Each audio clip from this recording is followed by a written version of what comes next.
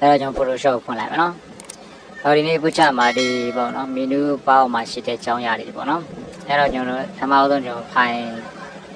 file tab ပေါ့နော် file menu မှာရှိတဲ့အကြောင်းအရာတွေ menu တို့ open တို့ဒါလေးတွေပေါ့အသုံးများတဲ့ထင်ရှားတဲ့အရာတွေကိုကျွန်တော်ပြောပြသွားပါမယ်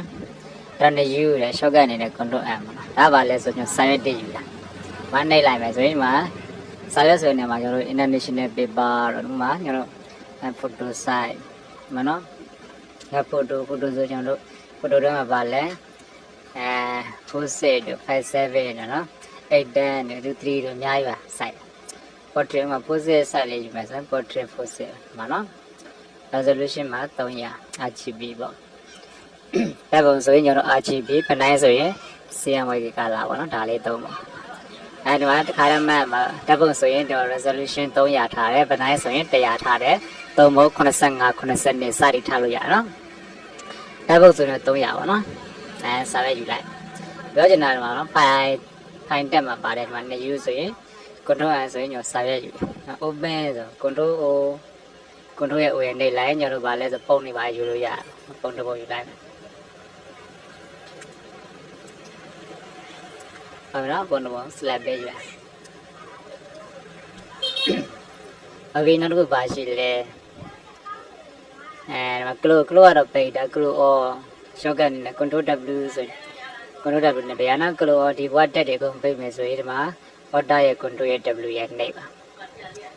အဲ့တော့ CS ကြလို့စိတ်ချင်းစိတ်ထားလို့ရတယ်ဒီပုံပေါ့နော်ဒီ play ဒါလည်းပုံယူတာပဲနော်ဒီကျွန်တော် play ရပုံယူရင်ကျွန်တော်တို့ဥမာဒီ layer ပေါ့layer တစ်ခုမှာကျွန်တော် file ကနေ play နေကြည့်မယ်နော်ပုံတစ်ပုံယူလိုက်မယ်သူကမူရင်း layer ပေါ်မှာကျွန်တော်ပုံလေးထက်သွားတယ်ဒီလေးတောင်ပုံစံလေးပေါ့နော်သူလည်းပုံယူလို့ရပါတယ်အများတော့အပြင်တော့ဒီမှာ open နေယူတာကောင်းဆုံးပေါ့နော် layer တစ်ခုနေတဲ့တက်လာတယ်နော်ဒါတကယ်လို့ချမယ်ဆိုရင်ဒီမှာအမှတ်လေးချစ်ပေးတယ်ဒီတိုင်းလေးပေါ့နောက်ပြီးနောက်တစ်ခုပါရှိလဲဆိုရင်import export နော် import ကဘာလုပ်လဲဆိုဥမာကျွန်တော်တို့တကယ်လို့ပေါ့နော် printer နဲ့ချိတ်ဆက်ထားမယ်ဆိုရင်ဒီမှာ WI ရဲ့ support ပေါ့နော်ဒါဆိုရင်ကျွန်တော်တို့ scan တွေပါဖတ်လို့ရနော်နှိပ်လိုက်ပြီးတော့ step ကျွန်တော် printer ဒီမှာ360ပေါ့နော်CD ပေါ့ okay နှိပ်လိုက်နေပြီးညောဒီမှာ color picture အနေနဲ့ဖတ်မှာလား color နဲ့ scan ဖတ်မှာလား grayscale နဲ့ဖတ်မှာလားဒီမှာပြထားတယ် color နဲ့ဖတ်မယ်ပေါ့ပြီးရင်ဒီနေရာမှာနည်းနည်းသွားပြင်လို့ရနော်ဒီမှာ brightness တို့ contrast တို့နေရာစီထားလိုက်ဒီမှာကျွန်တော် resolution မှာ300ထားမယ်နော်300 okay ဒါ scan ဖတ်နေပြောပြတာ scan ဖတ်နေတာဆိုတော့ scan နဲ့ဖတ်printer နဲ့ချိန်တာမှာအဆင်ပြေမယ်နော်ဒါတော့ Photoshop ကနေ scan ဖတ်တဲ့ပုံစံဒါမှလည်းဆိုကျွန်တော် file tab ထဲမှာရှိရနော်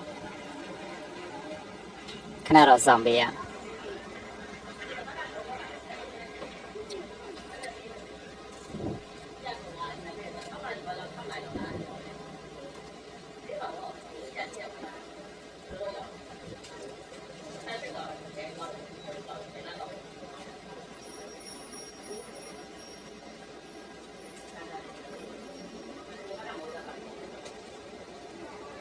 ဒါပြန်ဒါကြာလာပြီဒါ scan ဖတ်ထားတဲ့ပုံကြာလာဒီတိုင်းလေးပေါ့ဘယ်ကနေပေါ့လဲဆိုရင်ဒီ file နဲ့ကနေဒီမှာimport တွေကနေဒီအောက်ဆုံးဟာလေးပေါ့နော်ဒီမှာ snake ပါ base stat နေပါဒီနေရာမှာကျွန်တော်တို့က printer ၄၅လုံးဆိုတော့ကိုယ့်ရဲ့ဖတ်မဲ့ model ကိုရွေးဒီမှာကျွန်တော်တစ်လုံးပဲချိန်တဲ့အတွက်ကြောင့်မတစ်လုံးပဲထား okay နဲ့ဒီတိုင်း scan တန်းဖတ်လဲရတယ် preview ကြည့်မယ်ဆိုလို့ကြည့်လို့ရတယ်ကြတော့ဒီမှာသွားပြင်မယ်ဆိုရင်လည်းကိုယ့်ရဲ့ brightness တွေ contrast တွေ resolution တွေသွားပြင်လို့ရနော်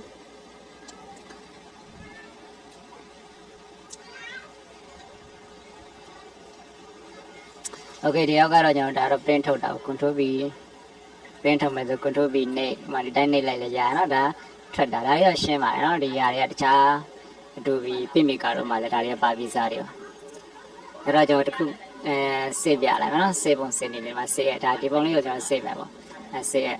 ပြီးရင်ကျွန်တော်ဘယ်မှာထားမလဲပေါ့ဒီမှာ desktop ပေါ်မှာကျွန်တော်ထားမယ်နာမည်ဘာနဲ့ထားမလဲဒီမှာကျွန်တော် ASS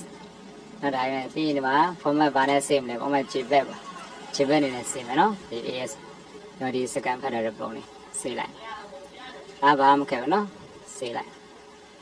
ဟုတ်ပြီကျွန်တော်ဒါလေးကို minimize လုပ်ကြည့်မယ်စောစောက စစ်ထားတယ်လည်းပြန်ရှာမယ် ASS အဲဒီမှာဒီပုံလေးအလက်ဖွင့်လိုက်နော်โอเคဒါစစ်ပုံစင်ပြီးပြောပြနော် file တက်ထဲမှာပါပါတယ် file တက်ထဲမှာနေယူကစာရွက်တွေယူတယ် open ကပုံတွေယူမယ်ပြီးရင် close ဘာ close control tab ဒါဆိုပိတ်တယ်ပေါ့